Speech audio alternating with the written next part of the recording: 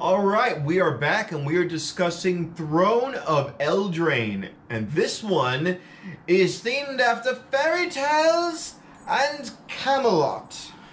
So, Throne of Eldraine, how we're going to handle this is we're not going to do a full set review. We're not going to go and, go over every card. We're just going to hit on the key themes. Mechanics, tribes, what the, big playable cards are, and just kind of give our opinions on the direction we think the set is going, and etc, etc.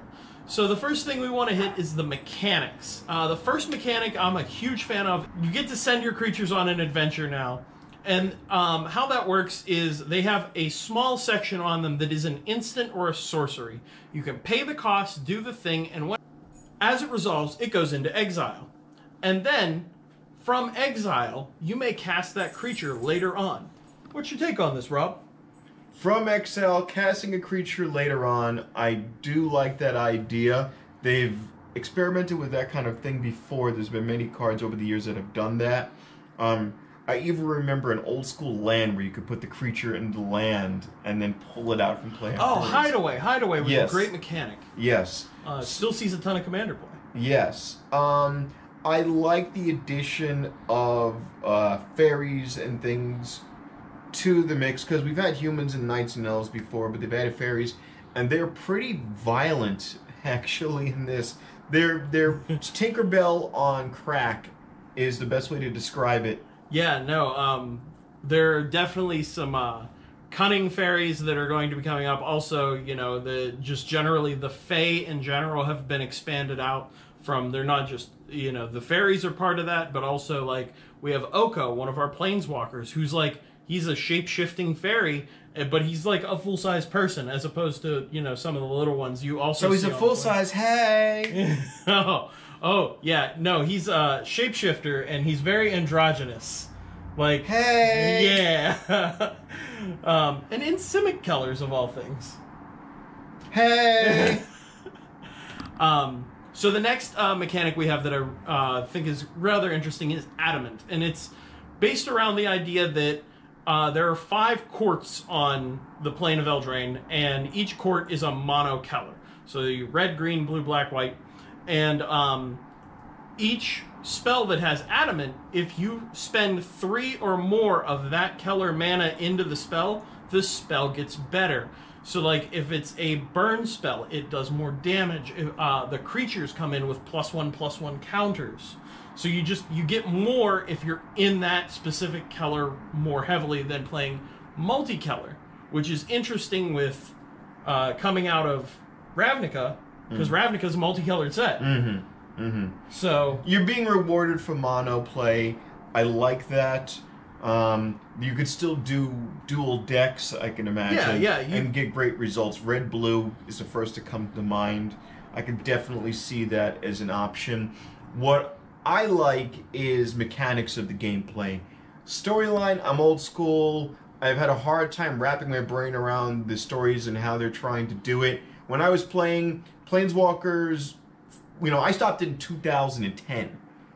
And then I came back a little bit later on. So as I was coming into it, Planeswalkers were just starting. And then I got back later on. So there has been a lot of stories and dimensions, so to speak. A lot of planes over the years. And I just don't get into the stories. I like the mechanics. So having a ramping red deck where I'm just burning you for more is all that interests me. The means behind it, the backstory, to me, doesn't matter. All I care about is I'm dealing more damage. And that's what it's all about to me. If I'm burning you to death or if I'm milling you to death, say it's a blue deck. That's all I care about. Red, white, and blue, baby. The final mechanic we have that we're playing around with is going to be food. There are payoffs for generating them, but there are going to be a lot of cards that make food tokens. And they all have, you can pay 2 of any color, tap it, sack it, and gain 3 life. But then there are other cards that play off of having those food tokens, like Savvy Huntsman, who says sacrifice a food, draw a card. So how do you feel about something that's in the vein of treasure and clues, but has the stapled on life gain to maybe help with how powerful red's going to be? The only thing I don't like about the food is I have to pay to eat it. Which, well, think about that. That's how it works, man. Yeah. I didn't think about that, but yeah, that does make that does make sense. But I mean, you're only getting free food at the homeless shelter, so. Oh, what are you insinuating here? No, I think that it's a bit expensive, and we'll see how that mechanic plays out. I've played a few test games on Arena, and it was definitely interesting. But to me, it felt a little slow because with the treasure was just sack it. Sack tap. Sack tap. Sack tap. Sack tap. It's the other way. Tap sack. Like this. But what I think I would have liked to have seen is maybe, and what is it, 3 life for the food? Yeah. 3 life. I would have liked to have seen just maybe a free 1 life. I don't know. I don't know how good that becomes, because then you just crack them like they're candy. Exactly. But then candy could be a thing later on. Yeah, and that's what... It's a sub-archetype of food. Hint, you know? And we have Hansel and Gretel in the set. Exactly. So I'm interested in speed, in the sense of, like, you have all these 1-for-1 white weenie decks and 1-for-2 shock decks and things of that vein. To have to spend 2 for 3...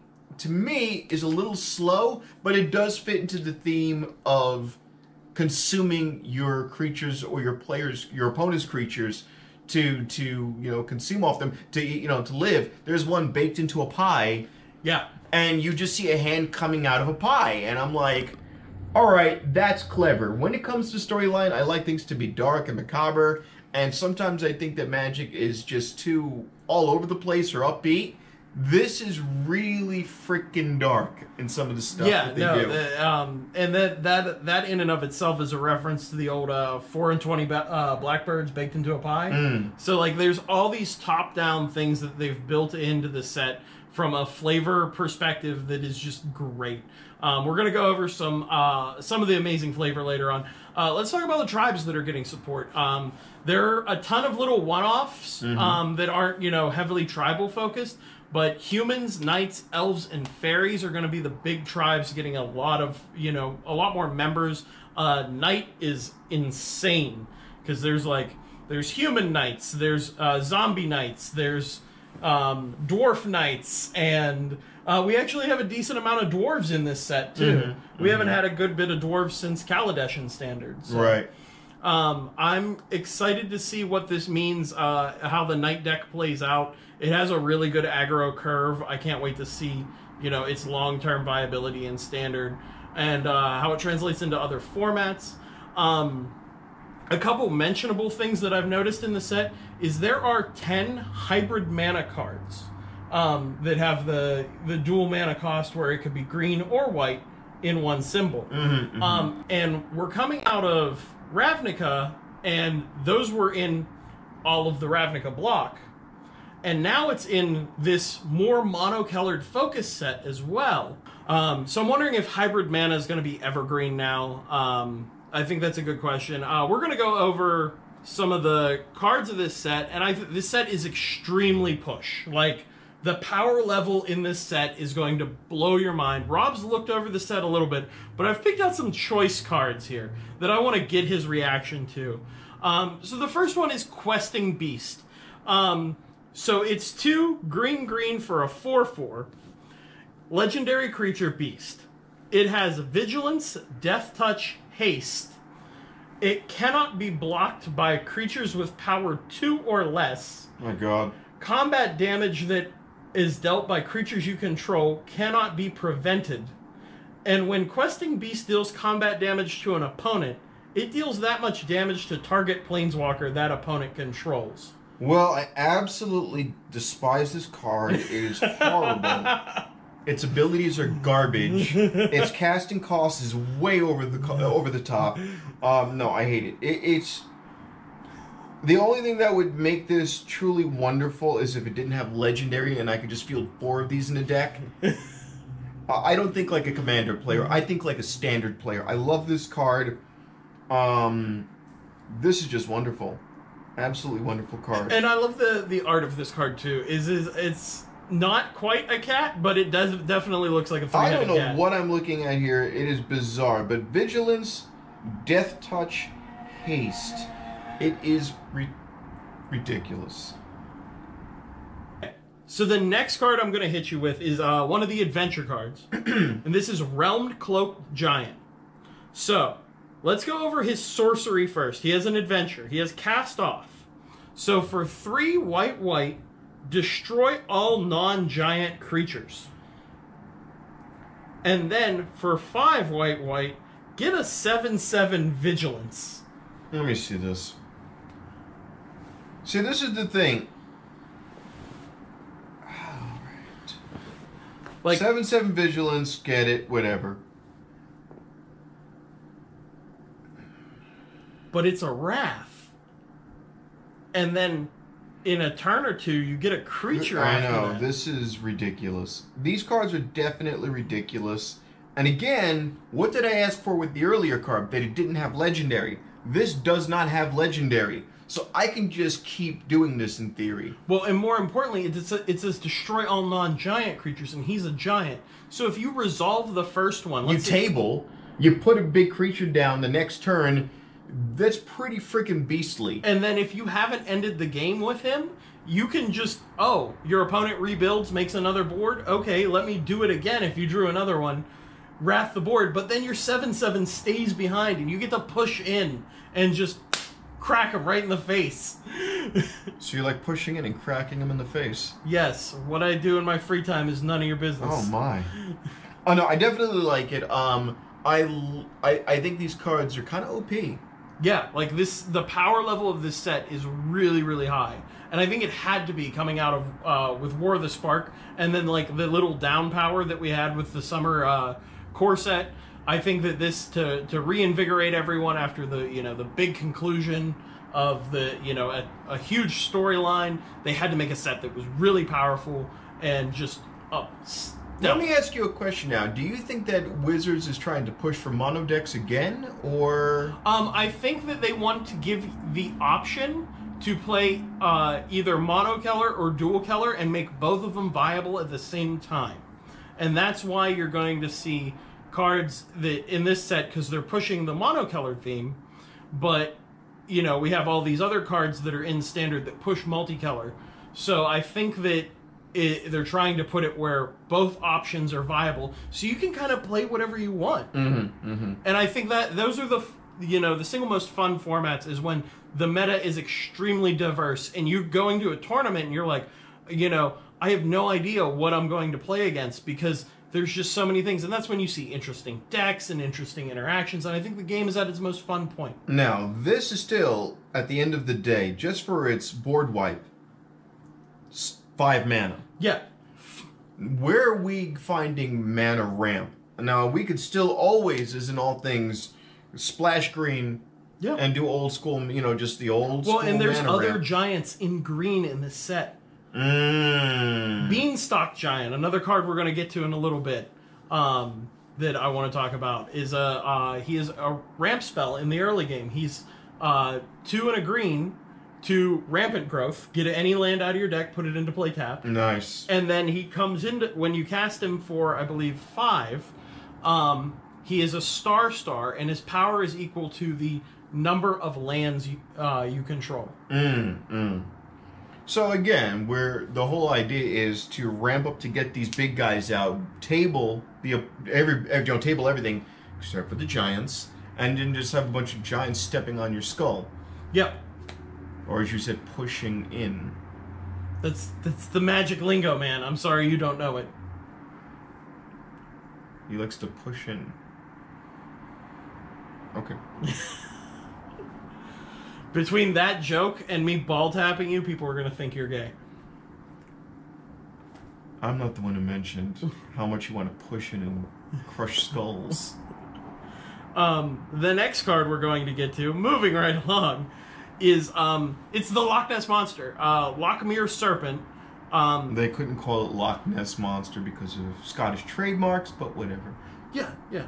So it's 4 blue-black for a 7/7 with flash. So 6 mana for a 7/7 with flash. That's already great. I like mana curves immediately, where I'm spending less than the power, so... And then, like, its abilities are insane. So you can pay a blue and sacrifice an island. Lochmere Serpent can't be blocked this turn. So far, so good. Pay a black, sacrifice a swamp. You gain 1 life and draw 1 card. That is no negative there. That's just straight up. No, it's just straight up. And then the best one, pay a blue and a black, exile 5 cards from an opponent's graveyard. Return Lochmere Serpent from your graveyard to your hand. Activate this ability only anytime you can cast a sorcery. That is ridiculous. That is... And by the way, this is one such card that I would have expected to be a legendary card for what it does. Or even a mythic rare. It's a rare. That's ridiculously OP, and that's the thing. I'm the guy who's too cool in the room, so when I heard that they were doing, like, you know, fairy tales and stuff, I'm like, man, that's lame. Then I'm looking at these cards, and I'm like, oh, okay, we're going to FNM, and we're going to buy all of these. The thing isn't always the biggest mistake people can make is to build an entire deck around 1 card, because I guarantee you, while I'm salivating over that, there's probably a bunch of commons and uncommons and some other guys making ridiculous decks that is going to either burn away every card in my deck and mill it out, or burn me with a bunch of 1/1s, because I'm seeing a lot of people still playing spectacle decks with 1/1 red weenies. Cavalcade of Calamity. Yeah. That card is insane. So I'm just like 1, 2, 3, 4, 5, 6, 7, 8. Yeah. Oh, I just took 8 damage without, you know, oh wow, I took 4 damage. I was able to block, but I still took 4 damage. So while I am impressed that these cards are really good on the back end, to get to that much mana is not a guarantee, and I'm pretty certain that the guys who designed this were aware that you're going to want to build around these cards. They've probably got a lot of great support cards that will make for a much faster game. Well, and more importantly, I look at Lochmere Serpent and I'm like, that's a control finisher. Like, correct. Yeah. If I'm playing, you know, blue-black or Esper control, and I need something that closes out the game, this is the card that closes out the game. Yeah, yeah. You have to have a good foundation leading up to this. Don't make that the whole thing. Yeah. Which, again, would be obvious to any, you know, veteran player, but we're also, you know, broadcasting to people who might not have played before. Yep. So if this is your first time and you see, hey, 6 for 7, that's insane. That's not the beginning game, that's the end game card. Yeah. So the next group of cards we're going to get into is, I think, some crazy flavor. These are some cards that were designed from the top down that is really cool. The first one I want to talk about is Pinocchio. Oh, Lord. Inquisitive Puppet. He's an artifact creature construct. For 1 mana, you get a 0/2. When he enters the battlefield, scry 1. Okay. You can exile him to create a 1/1 white human creature token. Oh, he becomes a real boy! Oh, Lord. Back to what we were saying. Remember that first episode I said, Disney? Really? Really? And what is the actual name of the card? Inquisitive Puppet. So it's Pinocchio. Okay. Yep. The only thing that makes me sad is there's no way to incorporate lying into the card. Well, actually, they probably could have done something like that, like tap 1, he steals a card, discard a card to your graveyard, he gets +1/+1. They could have done something to that effect. And there's nothing saying that they still could not make such a card. Yeah.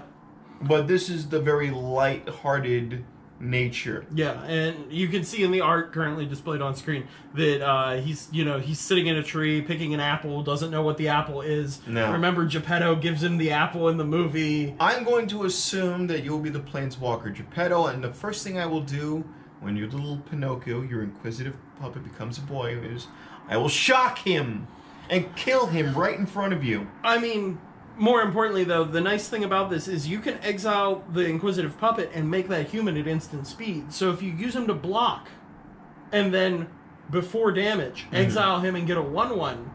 Yeah, it's a very good mechanic. Yeah, no, mechanically. And is that a common? Uncommon. Uncommon. So I think this is going to be a great card for limited.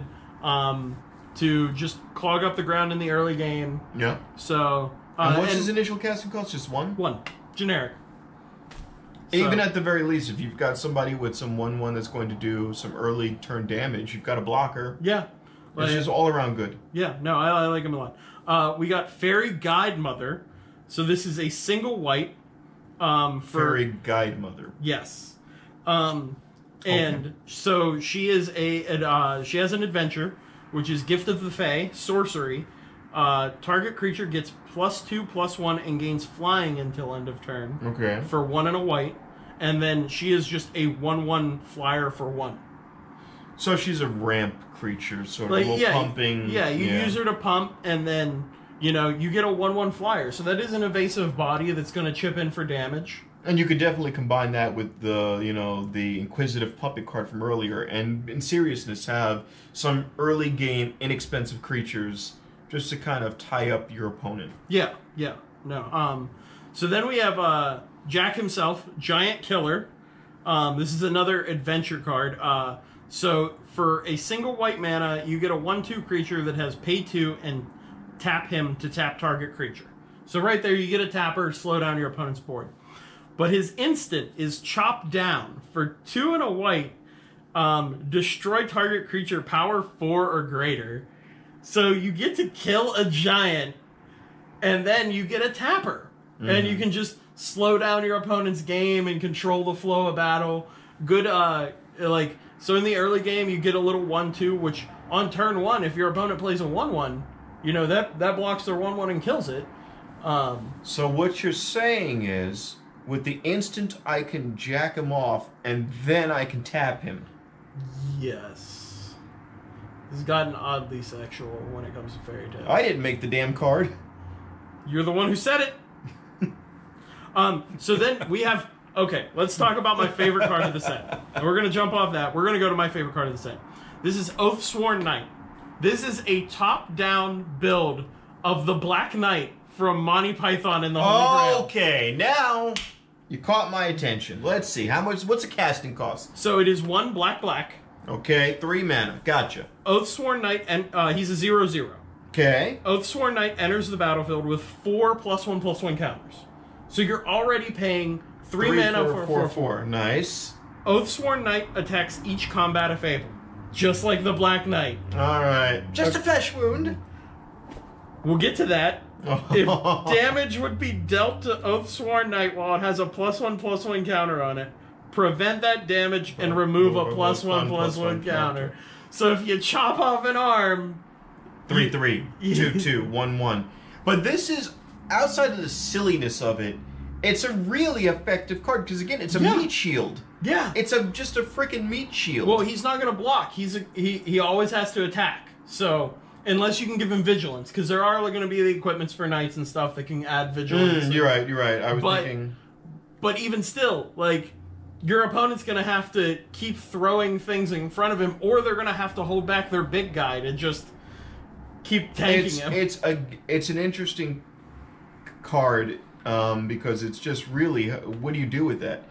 You're not there to deal damage, you're there just to tie up a creature. Yeah. It's really interesting. Also, the other thing I like is if you have ways to put more +1/+1 counters on him, you can kind of regenerate that ability. Yeah. And with Proliferate being a major component of War of the Spark, there might be some synergy there that you can play around with to just, if you want to go all in on the Black Knight from Monty Python. And what about some of the equipment attachments? Yeah. I mean, the Colossal Hammer, for instance. Yeah, no, there's going to be... Well, the problem is the hammer, while we'll give him the 10/10, it's not adding any counters. Because the counters are what prevent the damage. So he would still die eventually. Well, if they were able to also get the hammer off of him after he lost all his counters. Because then he's a 0/0, but giving the hammer, he's now a 10/10. But he still wouldn't die, prevent all damage to him. Only prevent all damage by removing a counter.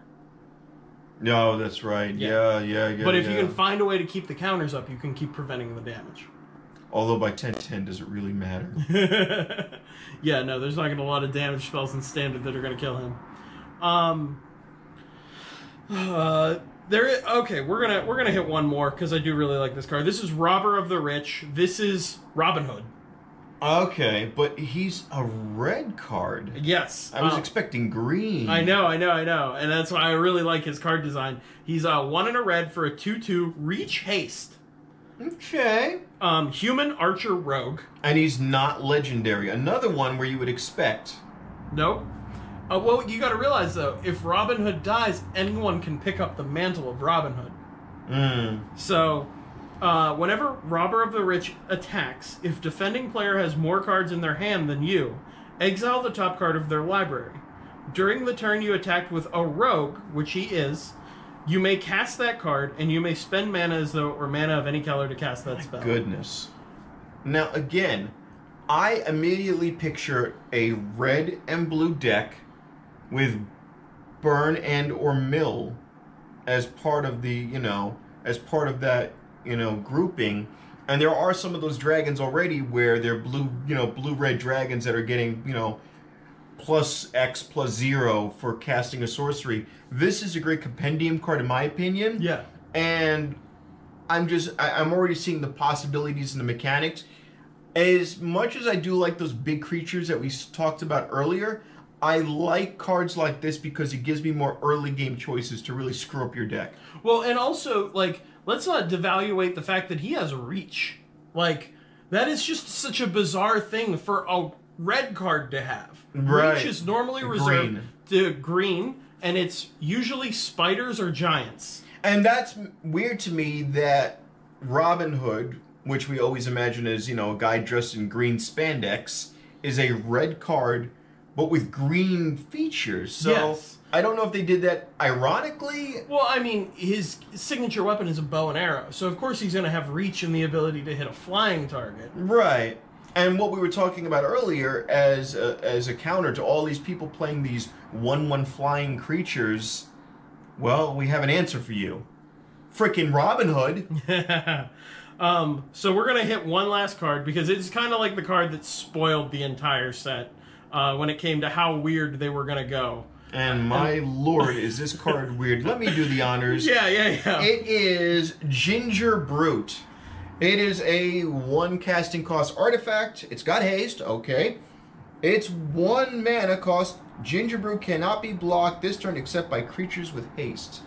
Such a weird form of evasion. Yeah, it's odd.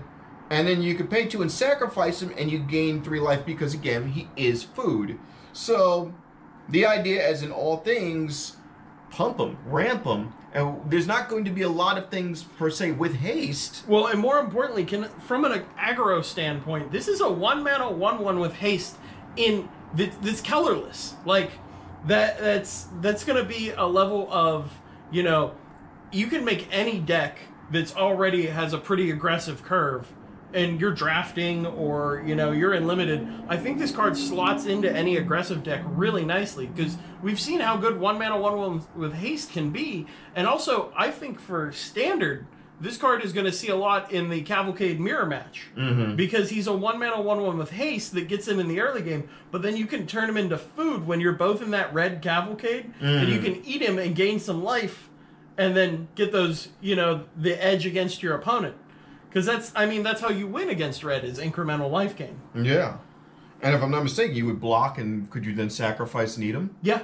There you go. So that mechanic I do like. I like getting the maximum amount of usage out of a card, and that works on so many levels. Also, do you understand his evasion?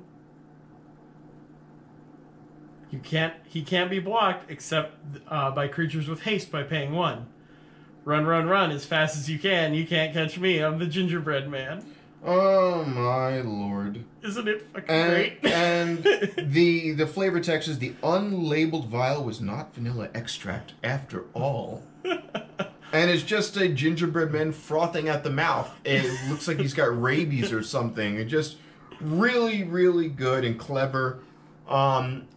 When it comes right down to it, I do like how they incorporated the abilities and the mechanics into the cards to reflect the legendary status of what they were supposed to be. And they made it usable. They didn't just go on with a hokey gimmick and not put anything behind it. Exactly. You see cards like Love Struck Beast that is a 3 mana 5/5 that can only attack or block unless you have a 1/1 creature. But it has the sorcery ability to create a 1/1 on its adventure, and it's Beast and Belle. Yeah. From Beauty and the Beast. Like, but you're getting a 3-mana 5/5. Yeah. So, like... I mean, the Golden Egg card here, it's exactly what you would expect it to be. It makes perfect sense. 2, enters the play, you draw a card. 1, you can either, tap and make a mana of any color and sacrifice it, or eat it. Yeah. It's just a very practical card. It follows what it would do perfectly. It would make sense that a Golden Egg would give you 1 mana of any color. Yeah. You have to pay into it a little bit, but in a bind, why not? So these are just really good cards. I'm looking at some of these others, and there's a lot of great mechanics, but I always remind people, and again, may seem obvious, I might want to play with a Robin Hood, I might want to play with Loch Ness Monster, but I almost have a sneaking suspicion that there's going to be a lot of support cards that you really wouldn't think about that are going to be the real game. Are you going to be doing any pre-releases for Throne of Eldraine? And if so, anyone watching this video, if they want to come pre-release with you, where can they find you? Well, I like going to Little Shop of Magic. Okay, Little Shop of Magic here in Las Vegas, Nevada. If I have time to attend because of work conflicting schedules, I will do one if given the opportunity, but it will be at We Play Games East. It is rather close to my house, so I generally enjoy going there for all of my Magic needs. So if you want to come pre-release with me, if you're a fan of the channel, hopefully I can catch you there. Or if you want to come, pre-release with Rob and catch him at Little Shop of Magic. Anything you want to add before we close out the video? Any final overall opinion of the set? I now want you to bake me some gingerbread cookies. I mean, I want to do a cooking segment on the show. There you go. Feed me. Calm down, Seymour. I'm hungry. Okay, I'm gonna feed Rob before he eats me.